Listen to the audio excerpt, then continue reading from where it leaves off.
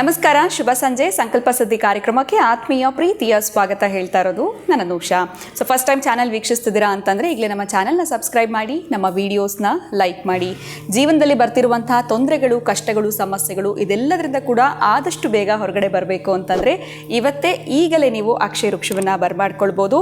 ಕಾರ್ಯಕ್ರಮ ನೋಡ್ತಿರುವಂಥ ಹೊಸ ವೀಕ್ಷಕರಿಗೆ ಇದ್ರ ಬಗ್ಗೆ ನಿಮಗೆ ಹೆಚ್ಚಿನ ಮಾಹಿತಿ ಬೇಕಿದ್ದಲ್ಲಿ ಸ್ಕ್ರೀನ್ ಮೇಲೆ ಕೂಡ ಸಂಖ್ಯೆಗಳು ಬರ್ತಾ ಇದೆ, ನೀವು ಕಾಲ್ ಮಾಡಿ ಮಾಹಿತಿಯನ್ನು ಪಡೆದುಕೊಳ್ಬಹುದು. ಇನ್ನು ಕಾರ್ಯಕ್ರಮದಲ್ಲಿ ನಮ್ಮ ಜೊತೆಲಿದ್ದಾರೆ ಸ್ಪಿರಿಚುವಲ್ ಗುರು ಡಾಕ್ಟರ್ ವಿಷ್ಣುದತ್ತ ಗುರುಜಿಯವ್ರನ್ನ ಕಾರ್ಯಕ್ರಮಕ್ಕೆ ಬರ್ಮಾಡ್ಕೊಳ್ಳೋಣ. ನಮಸ್ತೆ ಗುರುಗಳೇ, ಕಾರ್ಯಕ್ರಮಕ್ಕೆ ಭಕ್ತಿಯ ಸ್ವಾಗತ. ಹಾವು, ಸರ್ಪ ಅಂತಂದರೆ ಸಾಕಷ್ಟು ಜನಕ್ಕೆ ಭಯ ಇರುತ್ತೆ. ರೋಡ್ನಲ್ಲಿ ಕಂಡ್ರೆ ಆಗಿರ್ಬೋದು, ಎಲ್ಲಾದರೂ ಹಾವು ಅಂತಂದರೆ ಹೆದರ್ಕೊಳ್ತೀವಿ. ಆದರೆ ಕನಸಿನಲ್ಲಿ ಕೂಡ ಈ ಸರ್ಪಗಳು ಕಾಣಿಸ್ಕೊಳ್ಳುತ್ತೆ ಅಂತ ಹೇಳ್ಬೋದು.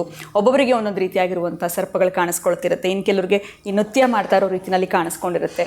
ಸೊ ಒಟ್ಟಿನಲ್ಲಿ ಸರ್ಪ ಬಂತು ಅಂತಂದರೆ ನಮಗೇನಾದರೂ ದೋಷ ಇದೆಯಾ ಅಥವಾ ಏನಾದರೂ ಇದು ಇಂಡಿಕೇಶನ್ ಅನ್ನೋಂಥದ್ದನ್ನ ಕೊಡ್ತಾ ಇದೆಯಾ? ನಾವು ಆ ಕ್ಷೇತ್ರಕ್ಕೆ ಭೇಟಿ ನೀಡಬೇಕಾಗತ್ತಾ? ಇದನ್ನು ಯಾವ ರೀತಿ ನಾವು ಕನ್ಸಿಡರ್ ಮಾಡಬೇಕಾಗತ್ತೆ ಗುರುಗಳೇ? ಇದ್ರ ಬಗ್ಗೆ ತಿಳಿಸ್ಕೊಡಿ. ಓಂ ವಿಶ್ವಸ್ಮೈ ನಮಃ. ಪ್ರೀತಿಯ ಬಂಧುಗಳೇ, ಈ ಕನಸು ನಮ್ಮ ವಿನೋದ್ ಅವ್ರಿಗೂ ಬಂದಿತ್ತಂತೆ. ಅದಾದ ಮೇಲೆ ನಮ್ಮ ಹುಡುಗನಿಗೆ ಬಹುಶಃ ಕೋಲಾರದಲ್ಲಿದ್ದಾನೆ ಆ ಹುಡುಗ, ಈ ಥರ ಬಂದಿತ್ತು ಅಂತ ಹೇಳಿದ. ನನಗೆ ಹೇಳಿ ಅವ ಬಹುಶಃ 3-4 ತಿಂಗಳಾಯಿತು. ನಾನು ಹೇಳಿದ್ದೆ ಅವನಿಗೆ, ಎಚ್ಚರ ಅಂದರೆ ಭಯಪಡಿಸಿರ್ತಿಲ್ಲಲ್ಲ. ಅವನು ನನಗೆ ಹೇಳಿದ್ದು, ಗುರುಗಳೇ, ನನ್ನ ಕನಸಲ್ಲಿ ಮಿಲನ ಮಹೋತ್ಸವದಲ್ಲಿ ಪಾಲ್ಗೊಂಡಿರತಕ್ಕಂತಹ ಸರ್ಪಗಳು ನನ್ನ ಕಣ್ಣಾರೆ ಸ್ಪಷ್ಟವಾಗಿ ಕನಸಲ್ಲಿ ಗೋಚರ ಆಯಿತು. ಇದರ ಅರ್ಥವಾದರೂ ಏನು? ಈ ಕನಸಲ್ಲಿ ನನಗೆ ಈ ಥರದ ಸರ್ಪಗಳು ಕಾಣಿಸ್ಕೊಂಡ್ರೆ ನನಗೆ ಯಾರೋ ಹೇಳಿದ್ರು ನಿಧಿ ಸಿಗುತ್ತೆ ಅಂತ ಅವನು ನನ್ನ ಹತ್ರ ಹೇಳ್ದ. ಅವನಿಗೆ ಅಲ್ಲಿಗೆ ಬಾಯಿ ಮುಚ್ಚು ಅಂತೆ ನಾನು. ಯಾವುದೇ ಕಾರಣಕ್ಕೂ ನನಗೆ ಯಾರು ಹೇಳಿದಾರೋ ಅದೆಲ್ಲವೂ ಕೂಡ ಸಾಧ್ಯವಿಲ್ಲ. ಯಾರೋ ಹೇಳಿದರೆ ಅವ್ರ ಜೊತೆಗೆ ನನಗೆ ಕಾನ್ಫರೆನ್ಸ್ ತಗೋ, ನಾನು ಮಾತಾಡ್ತೀನಿ. ಅದು ಸಮಂಜಸವೂ ಅಲ್ಲ. 100ಕ್ಕೆ 100 ಬರೆದಿಟ್ಕೋ. 30, 60, 90 ಅಥವಾ 108 ದಿನಗಳ ಒಳಗಡೆ ಕಶ್ಚಿತ್ ಬರೆದಿಟ್ಟುಕೋ. ನಿನಗೆ ಯಾವುದೋ ಒಂದು ತೊಂದರೆ ಆಗ್ತಕ್ಕಂಥ ಎಚ್ಚರಿಕೆಯನ್ನು ಕೊಡ್ತಾ ಇದೆ. ಸರ್ಪಗಳು ಬರ್ತಾ ಇದೆ ಅಂತಂದರೆ ಶಿಷ್ಟರೇ ದುಷ್ಟರಾಗ್ತಕ್ಕಂತಹ ಸಂಭವ.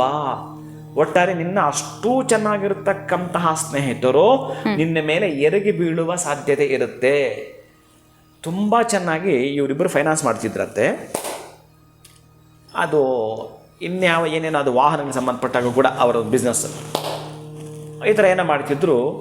ಇವನು ಇಲ್ಲ ಸಲ್ಲದ ಆರೋಪ ಮಾಡಿ ಅದೆಲ್ಲಿ ತನಕ ಹೋಯ್ತು ಗೊತ್ತಾ? ಸ್ಟೇಷನ್ ತನಕ ಹೊರಟೋಯ್ತು. ಅರೆ ಅವನ್ನೆಲ್ಲ ಕ್ಲಿಯರ್ ಮಾಡಿದ್ದಾನಂತೆ. ಕ್ಲಿಯರ್ ಮಾಡೋದಕ್ಕೆ ನೇರವಾಗಿ ಹಣ ಕೊಡೋಕ್ಕೆ ದಾಖಲೆ ಇಲ್ಲ. ಇವನ ಮೇಲೆ ಯಾವುದ್ಯಾವುದೋ ಕೇಸನ್ನು ಹಾಕಿ ನೋಡ್ದ. ತುಂಬ ಚೆನ್ನಾಗಿದ್ದ ಸ್ನೇಹಿತ ನೆನ್ನೆ ತನಕ 3 ತಿಂಗಳಲ್ಲಿ ನಡೆದೋಗುತ್ತೆ. ಅಂದರೆ ನಾನು ಇಲ್ಲಿ ಭಯ ಪಡಿಸ್ತೀನಿ ಅಂತ ಅಲ್ಲ, ಎಚ್ಚೆತ್ಕೊಳ್ಬೇಕು. ನಮಗೀಗ ಈ ಸಿಗ್ನಲ್ ಇದೆಯಲ್ಲ, ಸಿಗ್ನಲ್ ಬಿದ್ದ ಕೂಡಲೇ ರೆಡ್ ಬಿದ್ದರೆ ನಮ್ಮ ಸ್ಟಾಪ್ ಮಾಡ್ತಕ್ಕಂಥದ್ದು. ನಮ್ಮ ವೆಹಿಕಲಲ್ಲಿ ಒಂದು ಹುಡುಗ ಕೂತಿದ್ದ, ನಮ್ಮ ಡ್ರೈವರ್ ಕಾರ್ ನಿಲ್ಲಿಸ್ದ. ಯಾಕೆ ನಿಲ್ಲಿಸಿದೆಯಪ್ಪ ಕಾರು ಅಂತಂದಾಗ, ಅದೇ ಸಿಗ್ನಲ್ ಬಿದ್ದಿದ್ದೆ ಸ್ವಾಮಿ. ಏನು ಸಿಗ್ನಲ್ಲು? ಈಗ ಸಣ್ಣ ಲೈಟಿಗೆ ದೊಡ್ಡ ಗಾಡಿ ನಿಲ್ಲಿಸೋದ, ನಡಿ ಮುಂದೆ ಅಂತ ಹೋಗೋಕ್ಕಾಗತ್ತೆಯಾ? ಇಲ್ಲ ಹೇಳಿದ ಕೂಡಲೇ ಇಲ್ಲ. ಹಾಗೇನೆ ಅವ್ರು ಏನೇ ಮಾತಾಡಿದ್ರು ಕೂಡ ನೀನಲ್ಲಿ ಎಚ್ಚರಿಕೆ. ಮತ್ತು ಯೆಲ್ಲೋ ಕಲರ್ ಬರುತ್ತೆ, ಸಿದ್ಧನಾಗು. ಗ್ರೀನ್ ಬರುತ್ತೆ, ಹೋಗು, ಮೂಮೆಂಟ್ ಕೊಡು. ಈಗಿರ್ತಕ್ಕಂಥದ್ದರಿಂದ ನಿಮಗೆ ಸರ್ಪಗಳೇನಾದರೂ ಕನಸಲ್ಲಿ ಬಂದರೆ ಜಗಳ ಆಗೋಕ್ಕೆ ಸಾಧ್ಯತೆ. ನೀವು ಅಲ್ಲೇನಾಗ್ಬೋದು ಗೊತ್ತಾ? ಎಚ್ಚರಿಕೆ ತಗೋಬೋದು. ಆಕಸ್ಮಿಕ ಅಥವಾ ಸನ್ನಿವೇಶ ಸೃಷ್ಟಿಯಾದರೆ ಎಚ್ಚೆತ್ಕೊಂಡು ಮೌನವಾಗಿರುವಂಥದ್ದು, ಅದಕ್ಕೆ ಸಂಬಂಧಪಟ್ಟ ಕೇರ್ ತಗೊಳ್ತಕ್ಕಂತಹದ್ದು, ಅದಕ್ಕೆ ಯಾವ ರೀತಿ ನೀನು ಪ್ಲ್ಯಾನ್ ಮಾಡ್ಕೋಬೇಕು, ಜಾಗರೂಕತೆಯಿಂದ ಯಾರನ್ನ ಸೇರಿಸಿ ಈ ಇತ್ಯರ್ಥವನ್ನು ಮಾಡ್ಕೋಬೇಕು, ಇದೆಲ್ಲ ಕೂಡ ಇರ್ತವೆ. ನಿಮಗೆ ಎಚ್ಚರಿಕೆ ಅದು. ಹಾಗೆ ಸುಮ್ಮನೆ ನಿದ್ದೆ ಮಾಡ್ತಾ ಮತ್ತು ಇನ್ಯಾರು ಹೇಳಿದಾಗ ನಿಧಿ ಹುಡ್ಕೊಂಡು ಹೋಗೋದು ಪಕ್ಕಕ್ಕಿಡೋದನ್ನು, ಅದು ಸಾಧ್ಯವೇ ಇಲ್ಲ. ಅದಕ್ಕಾಗಿ ಯಾವುದೇ ತರಹದ ಶ್ವೇತವರ್ಣದ ಸರ್ಪಗಳಾಗಿರಬಹುದು ಅಥವಾ ಹಳದಿ ಬಣ್ಣದ ಸರ್ಪಗಳಾಗಿರಬಹುದು, ಒಟ್ಟಾರೆ ಸರ್ಪಗಳ ಮಿಲನ ಮಹೋತ್ಸವ ಇತ್ತು ಅಂತಂದರೆ ಅದು ಕನಸಲ್ಲಿ ಬಂದರು, ನಾವು ನೋಡಿದರು, ಅಥವಾ ಎಲ್ಲೇ ನಮ್ಮ ಮುಂದೆ ಚಿತ್ರಪಟ ಕಾಣಿಸ್ಬಿಟ್ಟು ಸಡನ್ನಾಗಿ ಒಂದಷ್ಟು ಪರ್ಸೆಂಟೇಜು ಸರ್ಪದೋಷ ಇದು ಅಂತಲೂ ಕೂಡ ಜಾತಕವನ್ನು ನೋಡದೆ ಅವ್ರಿಗೆ ಹೇಳೋದು ಅಂತಂದರೆ ಸರ್ಪದೋಷ 100ಕ್ಕೆ 100 ಅವರಿಗಿದೆ. ಮೊದಲು ಅದನ್ನು ಪರಿಹಾರ ಮಾಡ್ಕೊಳ್ಳೋ ಕ್ಷೇತ್ರಗಳಿಗೆ ಭೇಟಿ ಕೊಡಿ. ನೋಡೋದೇ ಬೇಡ ಅಂತಾರೆ, ಗಮನಿಸಲೇಬಾರ್ದಿಲ್ಲ. ನೀವು ಹೋಗಲೇಬೇಕು, ಎಲ್ಲೋ ಒಂದು ಕಡೆ ಕ್ಷೇತ್ರಗಳು ಹೋಗಲೇಬೇಕು. ನೀವು ಒಂದು ರೀತಿ ನಮ್ಗೆ ಯಾಕಂತಂದರೆ ಒಂದು ಮನುಷ್ಯನಿಗೆ ಶಾಂತಿ ಬೇಕು ಅಂತಂದರೆ ಅಂಥ ಕಡೆ ಹೋಗಿ ಕುಳಿತುಕೋಬೇಕಾಗತ್ತೆ. ಆ ಸರ್ಪದೋಷದಿಂದ ನಾವು ಮುಕ್ತರಾಗಿ ಬರಬೇಕು ಅಂತಂದರೆ ಅಟ್ಲೀಸ್ಟ್ ಅದಕ್ಕೆ ಸಂಬಂಧಪಟ್ಟ ಪೂಜೆಗಳಿದ್ದಾವೆ, ವ್ರತಗಳಿದ್ದಾವೆ, 3 ದಿನ ಮಾಡುವಂಥದ್ದು. ಏನೂ ಆಗಲಿಲ್ಲ ಅಂತಂದರೆ ಹೋಗಿ ದರ್ಶನ ಮಾತ್ರದಿಂದಲೇ ಈ ಒಂದು ದೋಷ ನಿವಾರಣೆ ಆಗ್ತಕ್ಕಂಥದ್ದು ಇರುತ್ತೆ. ಕನಸಲ್ಲಿ ಏನಾದರೂ ಈ ರೀತಿ ಸರ್ಪಗಳು ಬಂದರೆ ವಿತ್ ಸರ್ಪದೋಷವೂ ಇರುತ್ತೆ, ಮತ್ತು ಇನ್ಯಾವುದೋ ನಿಮಗೆ ತೊಂದರೆ ಆಗ್ತಕ್ಕಂಥ ಎಚ್ಚರಿಕೆಯನ್ನು ಕೊಡ್ತಾ ಇರುತ್ತೆ. ಕ್ಷೇತ್ರಗಳಿಗೆ ನೇರವಾಗಿ ಭೇಟಿ ಕೊಡ್ತಕ್ಕಂಥದ್ದು ಒಂದು ಪರಿಹಾರ.